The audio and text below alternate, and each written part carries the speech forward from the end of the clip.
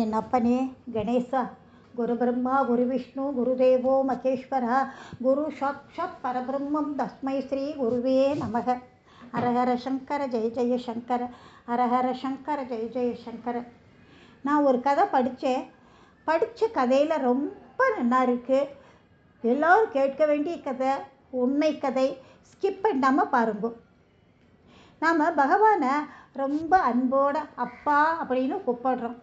ஆனால் அந்த இறைவன் மகன் ஸ்தானத்தில் இருந்து ஒரு பக்தருக்கு இறுதிச் சடங்குகளை செய்தான் என்றால் அவன் கருணையே கருணை. கேட்கவே ஆச்சரியமாகவும் அதிர்ச்சியாகவும் இருக்கு இல்லையா? உண்மை கதை தான். திருக்குடந்தை, இன்றைய கும்பகோணம். அந்த ஊரில் இருக்கும் ஒரு திருக்கோவிலில் சயன திருக்கோலத்தில் திருக்காட்சியளிக்கும் மூலவரின் திருநாமம் ஆறாமுதன். தாயார் கோமலவல்லி. உற்சவர் வில்லேந்திய கோலத்தில் காட்சி கொடுக்கிறார். சார்ங்கம் என்ற வில்லை கையிலேந்தி உற்சவர் அருள்பாலியதால் இந்த கோவிலுக்கு சாரங்கபாணி கோவில் அப்படின்னு பேர். பெருமை வடிந்த மிக புராதனமான இந்த கோவிலுக்கு வேறு நிறைய சிறப்புகள்லாம் இருக்குது. கணக்கில் அடங்காத சிறப்புகள் இருக்குது. அதில் ஒன்று மட்டும்தான் நான் இன்றைக்கி சொல்ல போகிறேன். லக்ஷ்மி நாராயணன் அப்படின்னு ஒரு பக்தன். சாரங்கபாணி பெருமாள்கிட்ட ஆழ்ந்த பக்தி அவனுக்கு. அர்ச்சாவதாரமாக அழகு மிகுந்து சயனித்திருக்கும் இந்த பெருமாளுடைய கோவிலுக்கு இப்போ கம்பீரமாக எழும்பி இருக்கிற ராஜகோபுரம் அந்த காலகட்டத்தில் கிடையாது.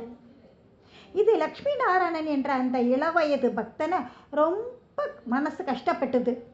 தானே தன்னந்தனியாக ராஜகோபுரம் கட்டும் முயற்சியில் ஈடுபட்டான். பிரம்மச்சாரியான அவன் தன் வாழ்நாள் பூரா இந்த பணிக்காகவே அர்ப்பணிச்சிருக்கான். தனக்காக குடும்பம் வாழ்க்கை வேணும் அப்படின்னு ஒரு க்ஷணம் கூட அவன் யோசிக்கவே இல்லை. அவனோட உற்றார் உறவினர் நண்பர்கள் எல்லோரும் நீ கல்யாணம் பண்ணிக்கோ அப்படின்னு வற்புறுத்தினான். அவன் மாட்டேன்னு இருந்துட்டான். அவனுக்கு ராஜகோபுரம் கட்டுறதுல தான் வாழ்நாள் பூரா செலவிட்டான்.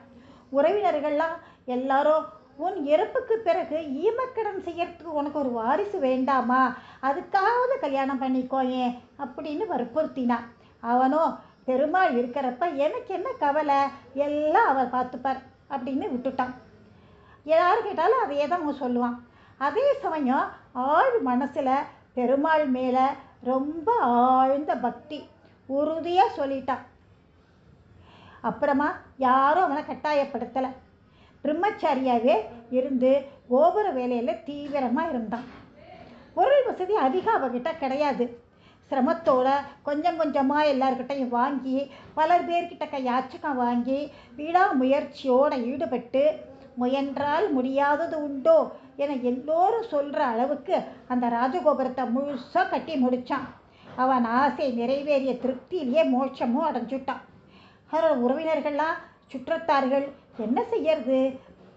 இருந்த லக்ஷ்மி நாராயணனுக்கு எப்படி ஈமக்கிரியை பண்ணுறது, எப்படி கரையேற்றுறது ஒன்றுமே புரியல. திகச்சு போய் இருக்கா எல்லாரும். ஒரே வீம்பா கல்யாணம் பண்ணிக்காம வாரிசு இல்லாமல் ஈமச்சடங்கு கூட செய்ய முடியாத நிலை ஏற்பட்டு விட்டதுன்னு ஊர்க்காரா ரொம்ப வருத்தப்பட்டா. என்ன பண்ணுறதுன்னு தெரியலையே அப்படின்னு ஊர்க்காரா இருக்கிற போது தன் மீது ஆழ்ந்த பக்தியோட கல்யாணம் கூட பண்ணிக்காம தனக்கு ராஜகோபுரம் எழுப்புறதையே தனது வாழ்நாள் லட்சியமாக கொண்ட அந்த பக்தனை பெருமாள் எதுவுமே செய்யாமல் விட்டுடுவாரா என்ன? அன்னைக்கு ஆலய அர்ச்சகரோட கனவுல சாரங்கபாணி பெருமாள் தோன்றினார். என் கையில் தர்பையை வச்சுட்டு அதுக்கப்புறமா அதை எடுத்துட்டு போய் என் பக்தனுக்கு ஈமச்சடங்கு செய் அப்படின்னு உத்தரவு சொல்லிட்டார். அர்ச்சகருக்கு ஒன்றுமே புரியல. இது எப்படி சாத்தியமாகும் அப்படின்னு தனக்கு தானே கேட்டுண்டார்.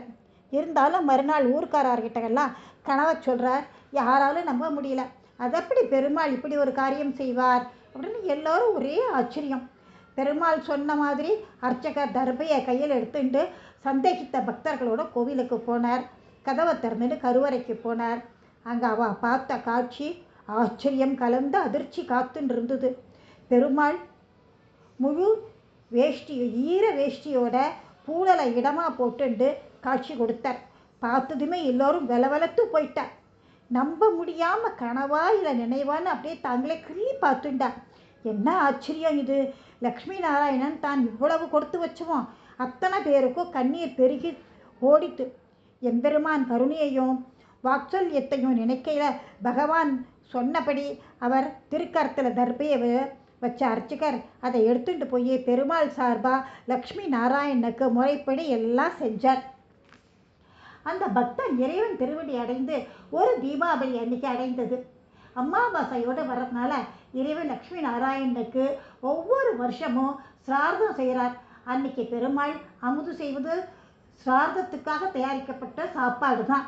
தன் மீது பக்தி கொண்ட பரம பக்தன் ஒருவன் பெருமாள் அவன் நற்கதி அடைய தர்பையை கையில் எடுத்துட்டார். அந்த கருணையே புகழ வார்த்தைகள் ஏது. திருநாம ஸ்மரணம் மூலம் நாமும் இந்த ஜென்மம் எடுத்ததின் பலனை அனுபவிப்போமா? காருண்யதாசன் பக்தவசுக்கின் என்ற திருநாமம் நம் நினைவில் நிற்கட்டும்.